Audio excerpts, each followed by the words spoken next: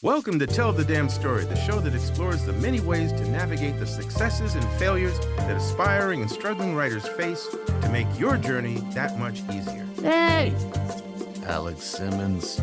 Yes. Alex Simmons. That's me, Chris Ryan. And we're here again. Yeah, one more time. We're here again. Well, I think we're going to be here for like 100 and some odd more times. 103. Accurate. Hello, Alex. Hello, everybody who was kind enough to stop by and see what we have to say on Tell the Damn Story.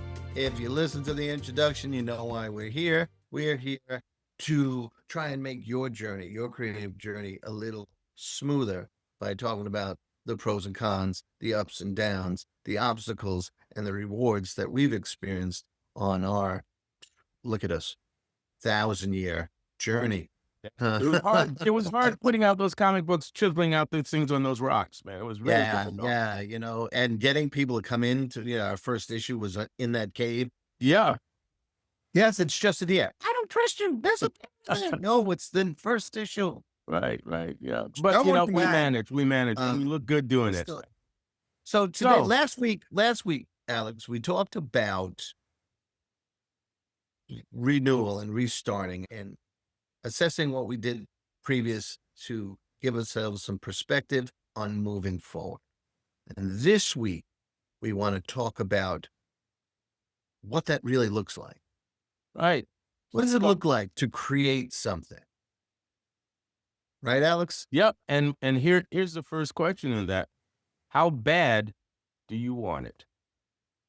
Yeah, you really gotta, I don't want people to think, oh my God, I have to climb a mountain before I can climb a mountain. But you really do have to consider it. Well, I mean, if you don't consider it, there's so many people out there who start a project and they started it as, they had an idea and started it, and this is going to be my novel. And then they realized they had 3 paragraphs of an idea. And that's the first hiccup right there. Now, again, how bad do you want it? A lot of people starting out as emerging or aspiring writers, the first thing that comes to their mind is, I got to write a novel, or I got to write a 2-hour feature film.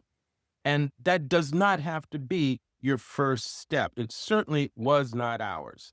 Well, by the way, we will be calling up from the past a bit of our bio. So get ready for that. Suggest, Alex, that sentence, I need to write a novel, is the first thing that people should edit. Right? They should lop off the end of that sentence and just make that sentence, I need to write. Yeah. That's really where you start. That's what I want. Or some people, I need to make a film, or I need to dance. Need to write a song. Yeah. The calling doesn't make a difference to us. It's knowing that that's really what your goal is. Right. If you start with considering your Academy Award speech, it's putting a cart way before the horse, ladies and gents. That's actually, you've just grabbed the wheels and put them out on the road. That's all you got. So how bad do you want it? What is it you want to write? Whatever your creative urge is, right? And back in the day, I told you, you're going to get a bit of our bio. Chris, myself, and Tim Fielder. This was the beginning of Tell the Damn Story. Yeah, artist, writer, illustrator, writer, right? So Tim, double-edged sword there. And if each of us were at a particular place in our creative journey, in the industry or not, we were all chasing our own goals, and we knew we wanted to accomplish X. And at some point, we came together to share, just in talking, our experiences and to maybe work something together. And out of that dialogue, eventually came this entity called Tell the Damn Story. But it started with, what do we do? What do we want to do? How do we do it? Let's talk about that and get some sort of a picture of what the goals might be. And if I remember correctly, and I remember kind of correctly because you reminded me of it just before we started recording, there was energetic conversation between you, Tim, the legendary Tim Fielder, and myself about what we could do and why we wanted to do it. And that phrase, leg up, give other people a leg up, is what I think we all settled on. Yeah. You know, Yeah. some podcasters will say, no, you must first plan out how you will monetize. That's a different podcast, ladies and gentlemen. This is the creative end. Yeah, we're not monetizing yet. We are not masters of monetization here. No. So what's the next step, Alex? Once again, it's what are you willing to do for it, or how much time and energy and are you willing to put into it? Yeah. You've got your goal, and I think that's what we're talking about. You've got a goal. You want to be a writer. You want to be a screenwriter. You want to write plays. You want to compose music. You want to be a choreographer. As Chris says, your medium is not as important to us at this moment as, okay, you're a creative, you're an artist, and you have a goal. It'd be important to you. Yeah, right. Yeah. But what's your goal? And then how much time and effort are you willing to put into it? How badly do you want it? And what are you willing to do to achieve it? And I want to give 2 sentences about that. The wisdom, the common wisdom is, if you put 10,000 hours into anything, you'll get really good at it. But you can't think I'm putting 10,000 hours right now, because that everyone will run away screaming. Richard Price, the author, I happened to sit next to him one time, and we started talking about this. And he says, look, you got to really accept what this job is. And he was talking about writing. He says, this is willingness to put your ass in the seat and write something. I like that better, because you can do that for 10,000 hours. And by this time, I think you and I, Alex, have done it for maybe more than 10,000, right? But it's so less daunting to think, I just have to be willing to sit. And these days, some people stand and all that sort of stuff, but sit and make the effort. I love that he didn't say you have to write beautifully. You have to write perfectly. That doesn't happen. John Lansdale, I was lucky enough to talk to him one time. And one of the things I said, we were talking about his writing. He was like, man, I make so many typos. And that idea that even legends aren't perfect, that humanizes the process and gives us hope. So it's really simple. What are you willing to do? If you're a writer, are you willing to write? Whichever way you write. Most people use a keyboard these days. Some people pen and paper. That's ancillary information, right? Are you willing to do that on a daily basis? Write something. Could be on your phone, on the bus. Could be right here doing this. Are you willing to do it? And just to piggyback off of something you said earlier about your students wanting to be, the NBA, the NFL, and all of that. Kobe Bryant is a legendary. Kobe Bryant is constantly spotlighted for the fact that he gets to the gym for training earlier than most of his teammates, if not all of his teammates, like 4 a.m. in the morning. He is there practicing. And when I heard an interview of his at one point, he's not practicing the fancy stuff only. Right. He's practicing the simple shots. Right. Yeah. Right. But he's putting in the time. So again, the principle we're talking about applies. Right. Overall. And if we bring it back, we're going to use Tell the Damn Story, this show, as an example of how we applied these lessons, right? Yep. When Tim and Alex and I were first thinking about this, we didn't think, yes, and we're going to do 500 episodes. It didn't come up. Right? We're just going to do the first episode and see if we could get through an interesting episode. And then we assessed whether we wanted to continue doing it. Right? That's really what it was. Yep. Because we were all new to it. And Alex, you said that we were doing this. We've been doing this for 10 years now, right? Just about. Yeah. So in that time, when we first started, we didn't start as early as Kevin Smith, where he was on message boards and he was the leader of the pack, kind of. We started pretty early on 10 years ago. It wasn't really that big thing. And in that time, aging celebrities, these guys who have had guys and girls and people who have had big careers and have huge followings, they have realized they can extend their career by doing a podcast because they almost immediately get enough of an audience to monetize and keep going. That wasn't us. No. We still don't have the audience that Hoda has or whoever, Right. We did this. This was definitely a for the love kind of thing. And this was definitely because we believed that we were serving a small, but a small group, small Small following, community. Yeah. but they kept coming back. So there was something that people were getting out of it. We didn't start off with a 10-year plan. We looked back and said, we've been doing this for 10 years. What it has done for us, where we've gone as part of this journey, is the rewards that we've got. But the whole idea was, did we want to do it bad enough? Yeah, we bad enough to sit down and try and work through the interpersonal stuff. And what are we willing to do? We're willing to make a plan each week, or sometimes make a plan for 2 or 3 months at a time, and then sit and execute that like we're doing right now, and then see where it goes from there.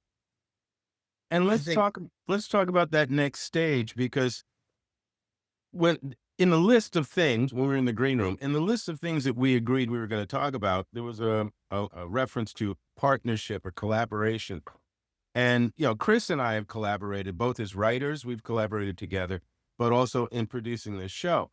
But I also, under that umbrella, include the fact that as a writer, at some point, you have to take whatever you've created and hand it over to somebody else. Straight out, it's either going to be an editor, or right. maybe there's going to be a reading group or whatever. But definitely at some point, if you're going to be publishing your work, or if your work is going to get published, it's going to have to hand it to an editor, which means you have to take your baby and hand it over to somebody, and that person's going to read it and give you their reaction to it. And you have to hear it. And if there's some dialogue to have, some exchanges, maybe you have to accept some of this, but maybe I don't agree with this person on that. Then you've got to be able to have a constructive dialogue back and forth to really present your situation and to hear their thoughts. And that requires a certain amount of patience and openness to hearing the material and then processing it. And that can be difficult. Collaborating, writing with another writer, or writing and then handing your work over to an artist, requires collaboration, but also handing your work over to an editor or a beta reader also requires you to listen when they give you their feedback. And we've had that particular superpower tested throughout the years in processing 397 episodes of this show, because Chris and I are very much our own people. We're damn good friends. We're family in many ways, but also we're working on a project, and that project, we're going to see it differently sometimes, and we have to be able to dialogue about that. Right. And then, understand whether you're working on a project solo and handing it to an editor or publisher, or if you're working in a partnership, the feedback that Alex is talking about is going to come sometimes really, really smoothly, and that's easy to accept. Hey, this is a good job. Can we just think about this paragraph? I mean, that's wonderful. And That's the Chris Bryant sometimes, technique. Yeah. I try to do that. Yeah. Sometimes it's going to be bumping heads, or you're going to realize you're working with an asshole.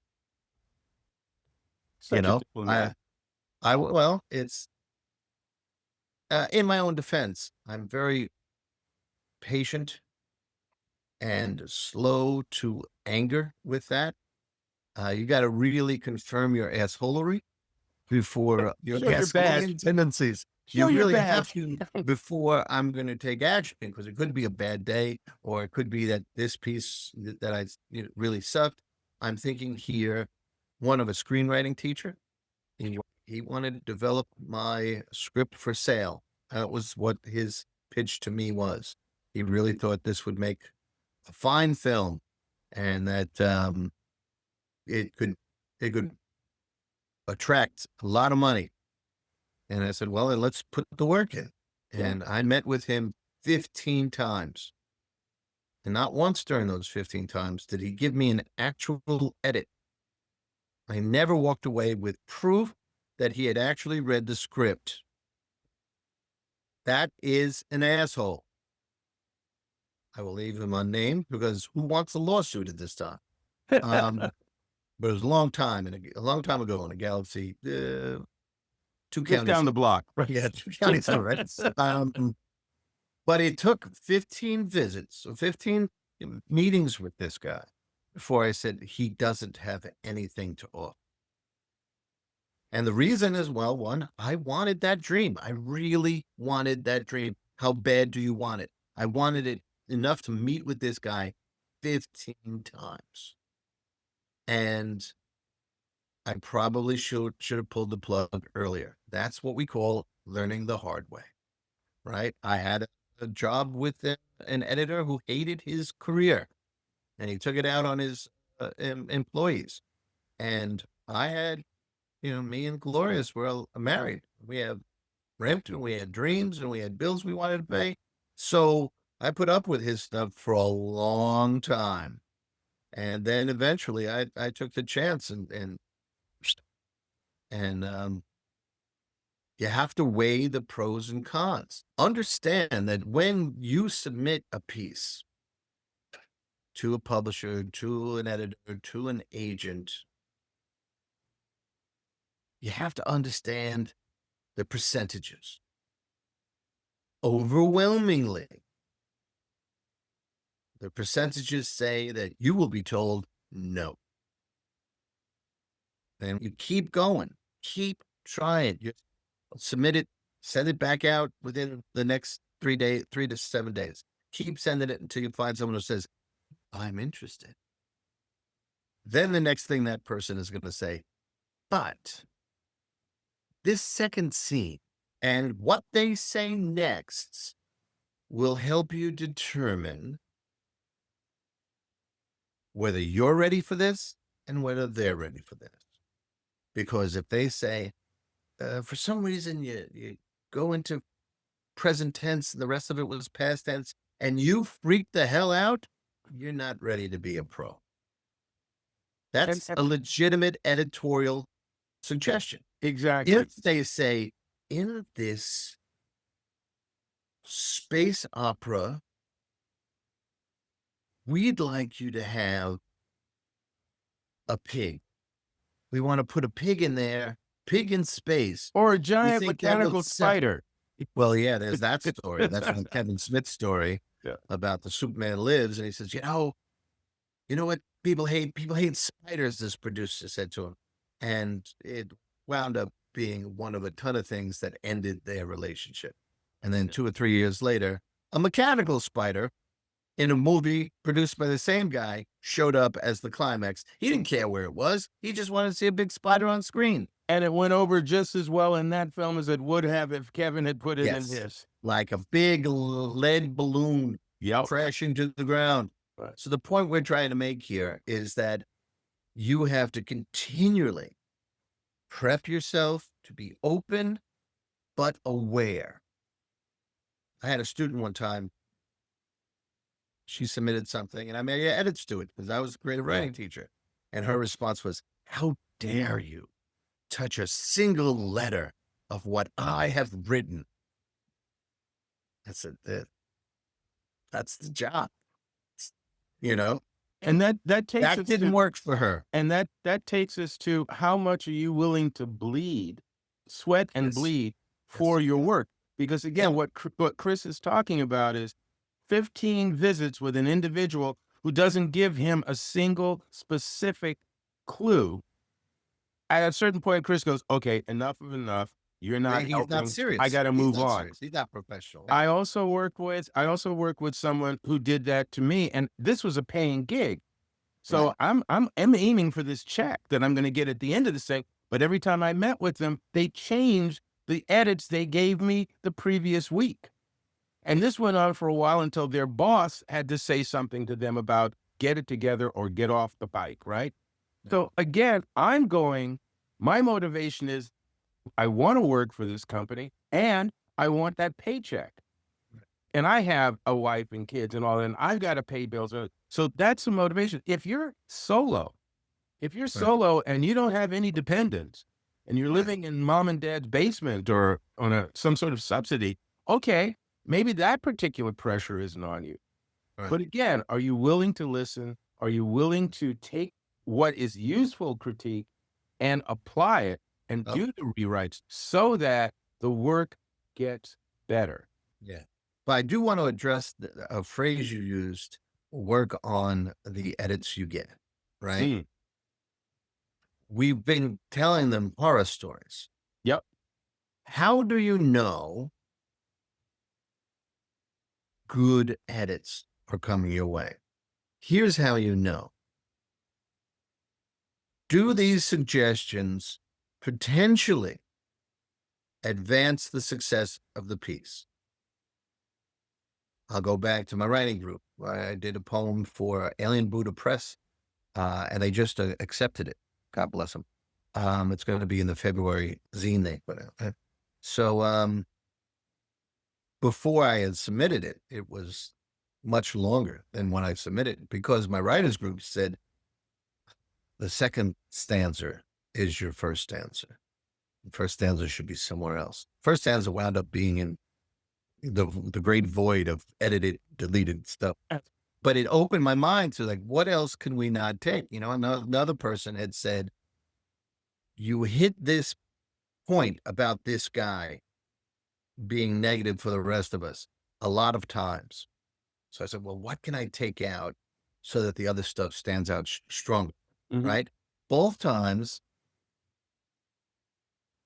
if I was fresher to this and my ego was still more prominent than my desire to improve as an artist, then I may have gotten offended and then all that stuff. So that's the things you want to look for. You want to look for what they're saying. Does that improve my piece? Is there a way I can use their suggestions to make the work better for the people who will read it, the people who will watch it, whatever you're doing? So there's plenty of times when the editor, the publisher, the group, whoever you're working with is giving you the good stuff. And let me also say that sometimes, depending on the personality of the editor that you're dealing with, they may sound gruff or aggressive or, pushy or whatever. But again, you've got to hear, what are you actually saying? Not necessarily how you're saying it, but what are you actually saying? And can I use that? On the other hand, there is also, again, I referred to this as the Ryan technique, and I've seen this with a few other editors. When I was writing a short story for the Sam Wilson Shield of Captain America, well, let me do that again. The Shield of Sam Wilson Captain America collection of stories. I was writing that. The editor on that read my piece, and it was like 3 different times I had to get feedback from them and make some adjustments. And each time, the way the person approached giving me the edits was not like, I don't know what you're thinking here. This doesn't make any sense. It was, this is what I got here. This is nice. This was very smoothly. Now, segueing into this, could you consider, or such and such a segment is really a nice setup, but I think if you cut this and this, the energy of the scene. So they're giving me not only the instructions of what to address, but reasoning for Right. those changes. They're So that giving you the I can what look and at the that. why. Yeah, I can look at that and go, okay, you want me to do this, and here's why you want me to do this. Does that really? Oh, yeah, it does. Dag, Yep. right? Yeah. So, And so that's again, exciting, right? yeah, To get that kind sometimes there are of editorial suggestion right. Sometimes their energizes. approach is what's going to enable you to hear them. You may not be able to bank on that all the time, but again, something to put in your belt. Definitely. All right. What else can we offer these fantastic people Well, about how you build what you build. Yeah, we mentioned this earlier about what does it mean to partner and to share responsibilities and to build something together. And I think again, just to sort of put a button on that, for 397 episodes of this show, it has required vision, it has required patience, it has required a hell of a lot of time. It has required a commitment to not only producing the content, but also putting forth our best effort to present quality content. Right. So it's not about Chris and I saying, oh, or even when Tim was with us, oh, we just want to yak and spew whatever, right? And notice in the 390 some odd episodes, we did not spend any time bashing people. There's not That's 397 hours of bashing everybody's theory on this and bashing this writer and bashing that product. We do offer our critique or our reaction to something if it's negative, but 99% of what you have heard is Chris and I making a commitment to talking about how we can do better, how right. something can be improved, where the good examples are that you might want to look at, and always pointing out this is our opinion. This is based on our experience. Or we've had guests on the show who've shared their opinions and their experiences. And almost every one of them has said, this is what's worked for me. Right. So, And we should say the why. yeah. And look, You know? I'm going to give you that. I'm going to let you say that in a moment. I'm just going to say that again, the commitment in terms of collaboration, in terms of partnership, in terms of having guests on, is this is a safe space where we can share ideas. Right. And that's been key to this. So again, working with an editor, working with other artists, whatever, that's a Working with part each of other. yeah, that's a part of the mindset. Let me serve the project. Let me bring my A game so others can bring theirs, and let's serve the project. Let's be more about quality. But anyway, you wanted to say The why. The why the why. Yeah. we choose positive over negative. Okay. Bitching might feel good, but it never moves anything forward. So does it ever do bitching and complaining about what someone edited or what someone wants to delete from your piece? Does it ever improve your story? No, it's just bitching and moaning. Do There's the a work. chap. Do the work. Alex Simmons famously rewrote all my dialogue in my first blackjack story. What I'll did never that live do? that down.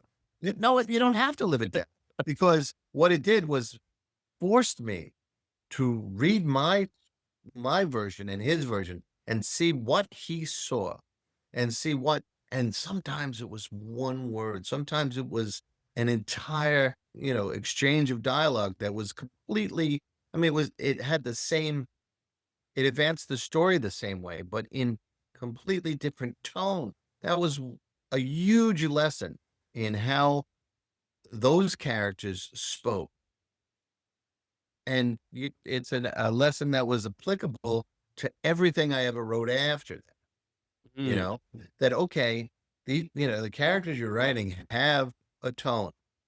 This show has a tone. Sometimes I'm wacky because it's to start with some energy or it's to share the thrill of creativity, right? And sometimes I'm more serious, but the tone is still pretty universal through what 397 episodes. Pretty much.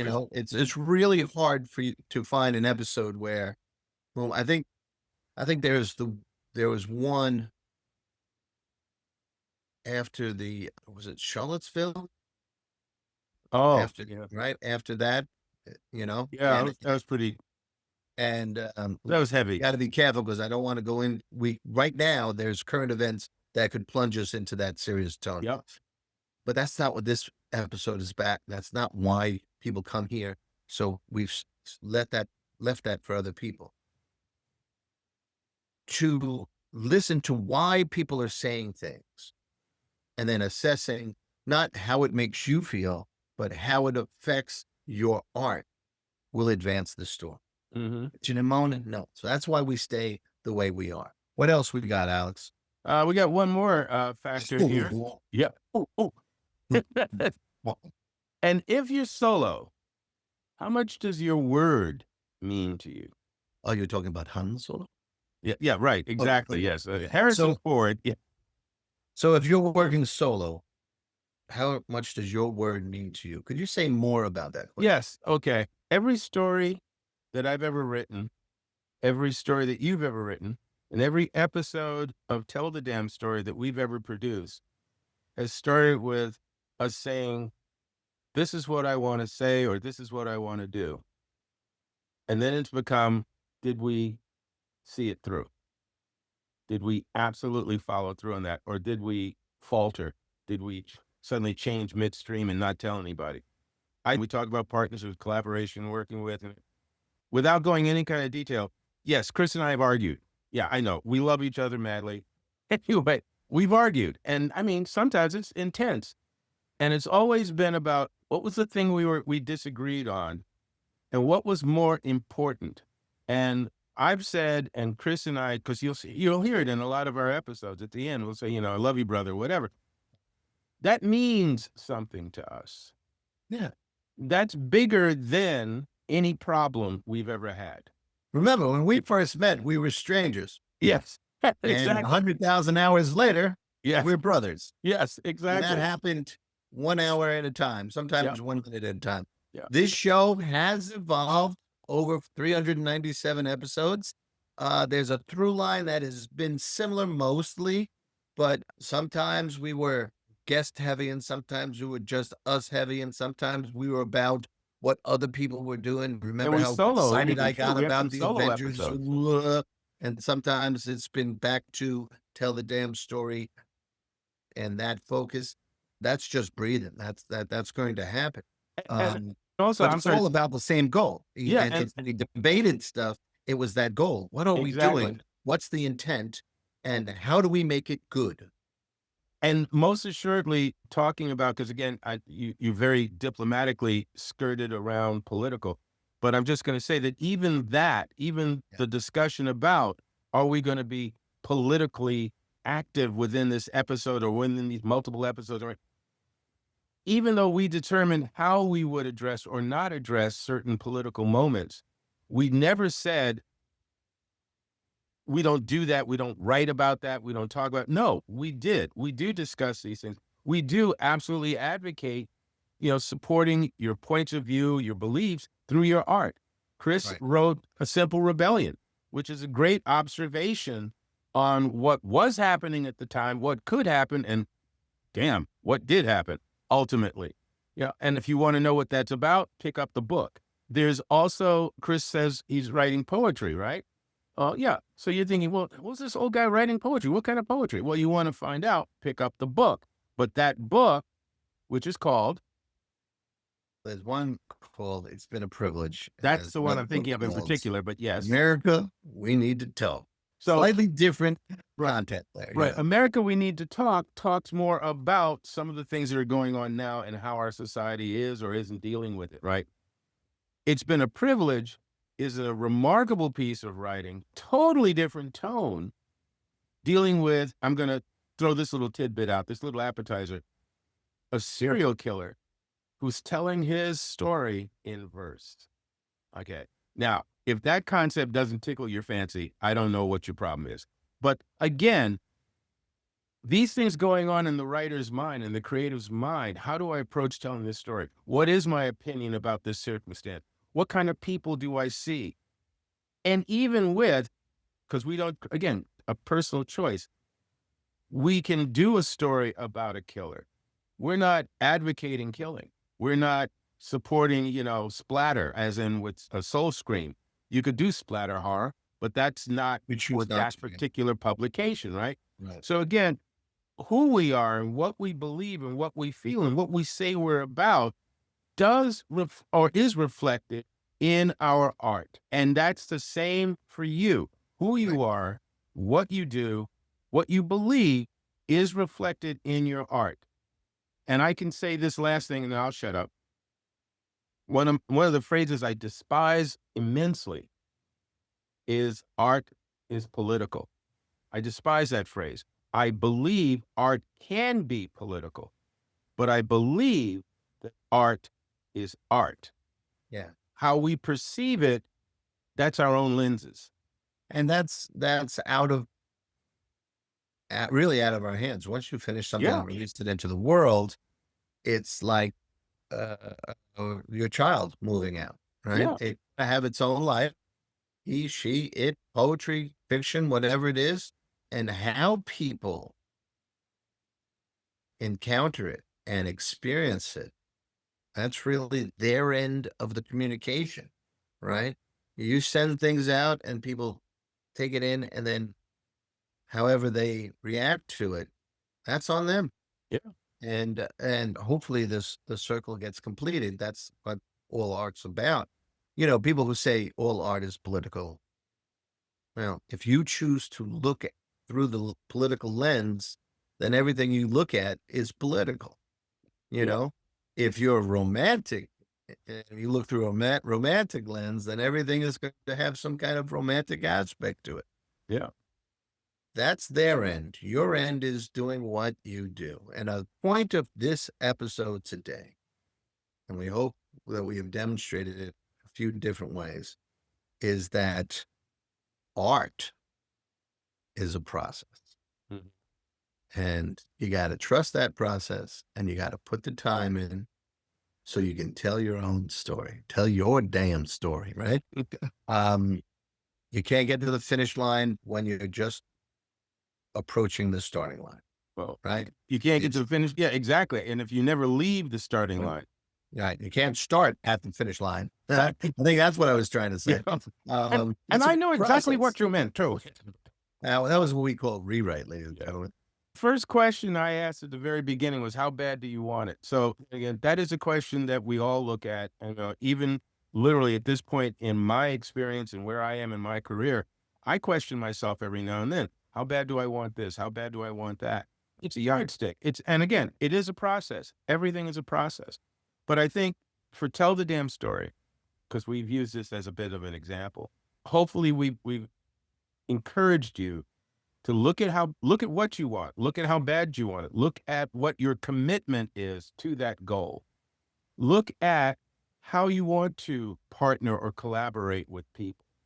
Or stay solo. Also look at, well, again, if you're going to stay solo, then that means you're going to write, edit, publish your own stuff all by yourself. Otherwise, you do have to pass it through an editor. So still at some That's point, true. you That's have true. to dialogue with someone, and you have to be as professional as possible so that you can hear them and so forth. So once again, there are these steps that we've just taken you through. We hope that we were supportive in our efforts by sharing this, and we would like to know how you feel about that. So please drop your thoughts, your questions, your comments, your complaints into the comment section. And remember, ladies and gentlemen, yes, if you have a complaint, it should always begin with, "Dear Alex, this is what you did." because Chris is such a sweetheart. How could we see now what he has to put up with? But anyway, like I said, drop a comment in there. Let us know what you're thinking. We also go on our Tell the Damn Story Facebook page when we look for comments there. As a matter of fact, that's where a number of you have dropped questions for us to take on. So we'll happily grab up the next batch of whatever, and we'll be it. Now, next week, okay, I'll do it. Next week. Last week we talked about, what did we talk about last week, Chris? Fresh starts and realistic perspective on expectation. Right. This week we've talked about what it's like to collaborate. Apply those things. What it's like to apply those things, what it's like to set your goals and test that. Now, we did mention collaboration or working together with different people. Next week, we're going to show you 5 different examples of people who did pursue their dream, collaborate, cooperate, and produce. So that'll be next week. You want to say anything more about that, sir? No. No. Scared. Yes. That's gonna be a research heavy week for us to get that all prepared, and then we'll see where we go Some of that's based on people that we've already met with and experiences that we've had. But yes, absolutely. We'll prep properly for you. Yeah. Okay. So be with us next week for the next thrilling episode. Just to see if we can do it. And in the meantime, give yourself a break, but also commit to telling your damn story. Take care, brother. Peace, brother. 2 pieces. 2 pieces Maybe and a the cup of whole coffee. pie. Okay. Bye-bye. Later.